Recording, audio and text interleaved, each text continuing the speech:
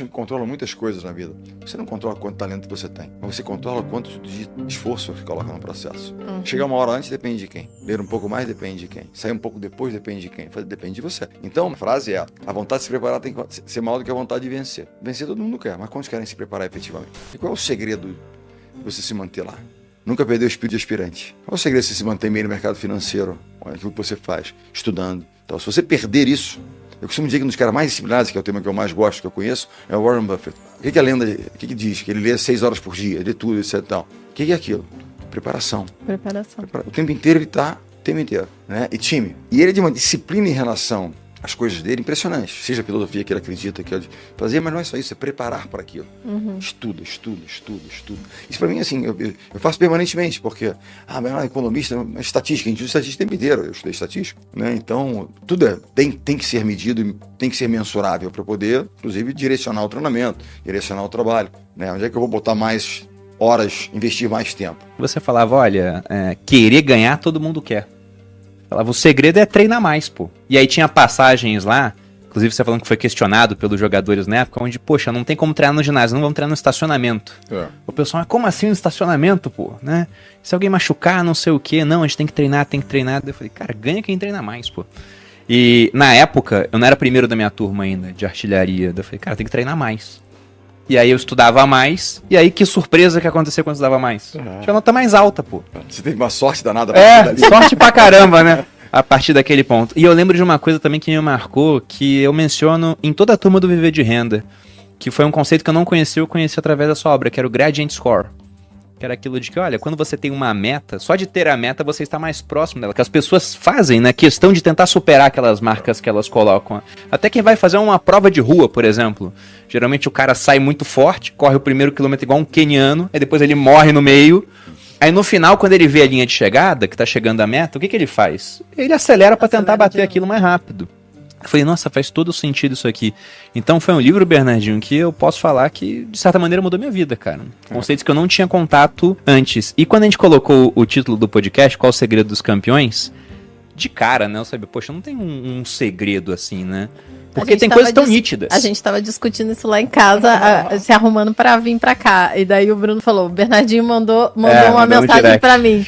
Falou, eu espero que vocês me contem qual o segredo dos campeões. Aí ele falou, deve saber. Aí eu falei assim, não, mas você leu o livro, né? E no livro ele não fala que é o treinamento. Aí treino. O Bruno falou, eu falei, esse é o segredo. É porque as pessoas não querem essa resposta. Não é segredo, tá nítido, tá claro pra todo mundo, pô. Você quer ganhar, tem que treinar mais, tem que se dedicar mais do que os outros que estão fazendo a mesma coisa que você. Isso vai te levar mais longe. Gente, até a questão de burnout, dizer, treinar mais significa com mais eficiência. Treinar mais significa com mais presença, sabe? Eu me dedico. Sabe? As pessoas acham que controlam muitas coisas na vida. Você não controla quanto talento você tem. Você tem um certo talento, você tem a memória forte, você tem isso aqui. A Malu tem os talentos delas. Você desenvolve, você trabalha, mas você vem ao planeta Terra com um certo kit pessoal, né? Algumas características são tuas, você vai melhorar, trabalha as outras. Mas você controla quanto de esforço você coloca no processo. Chegar uma hora antes depende de quem. Ler um pouco mais depende de quem. Sair um pouco depois depende de quem. Depende de você. Então, eu digo assim, quando a gente coloca, né, a frase é: a vontade de se preparar tem que ser maior do que a vontade de vencer. Vencer todo mundo quer, mas quantos querem se preparar efetivamente? Então, quando a gente chegou na Holanda, esse caso do estacionamento, a primeira delas, que já aconteceu conta essa história, porque o Bruno lembrou. Estacionamento, pista desativada do aeroporto, tudo que você possa imaginar já aconteceu. Pista de aeroporto. Aí o pessoal manda às vezes vídeo, eu tô aqui no aeroporto com o meu time, que o voo foi, estão treinando sentados. Aí você vai, treinar sentado não adianta? Não adianta. Você machucou o joelho, você não pode treinar. Legal, o que eu faço? Eu isolo você, eu sento você não vai isolar o joelho. Mas você vai trabalhar outras coisas com a parte superior. Então, você não está ganhando, mas estou minimizando perdas.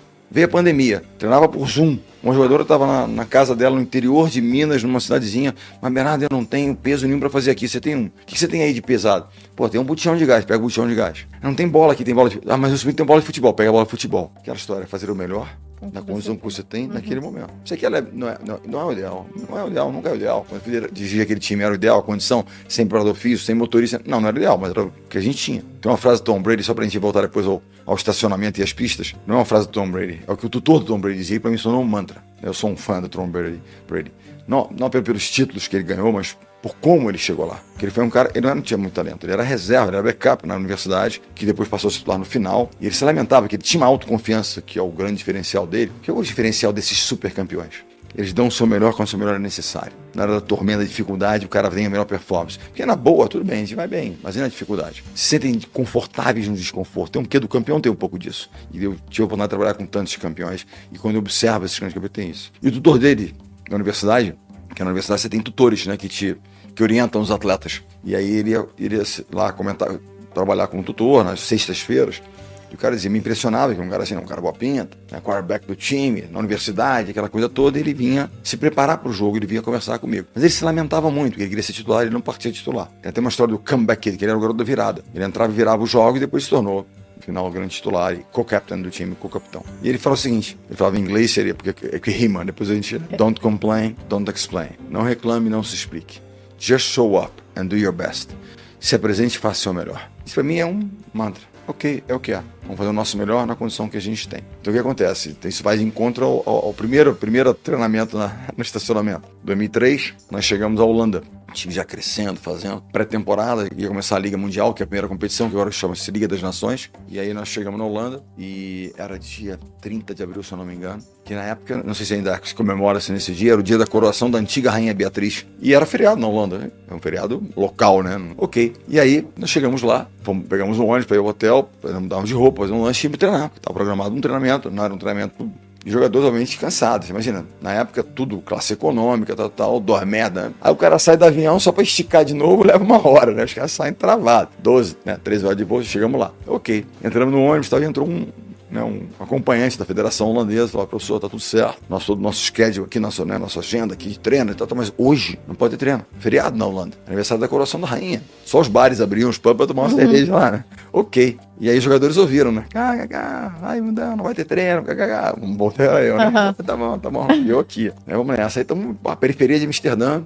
Chegamos no hotel baixinho assim, com um campo assim atrás e tal, um campo assim, gramado, mas tava bem, gramado. Tal, mas gramado tinha umas vaquinhas e tal, umas vaquinhas né? Não são indianas, mas né, são sagradas, vou dar bolada nas vaquinhas. Mas tinha um estacionamento, um asfalto assim, ó, olha aqui mesmo. Desci, falei, moçada, mete o agasalho, meio friozinho, nós vamos lanchar e nós vamos treinar. Treinar onde? Aqui. Pô, só enlouqueceu de vez, no asfalto e tal. Aí fica tudo com bico, né? Porra. Bora. E desceram, e treinamos. No final da história, desses anos todos, com esse tipo de experiência de aeroporto, de pista e tal, é o seguinte, é o senso do merecimento. Na hora da final, eu fiz por onde? Eu fiz aquilo que era possível e necessário ser feito. Não vão tomar de mim. E o Giovanni escreveu isso no dia 29 de agosto, a primeira medalha de ouro. Ele escreveu no vestiário, ninguém treinou mais do que a gente. Ninguém acordou mais cedo do que a gente, tal. Ninguém merece mais do que nós.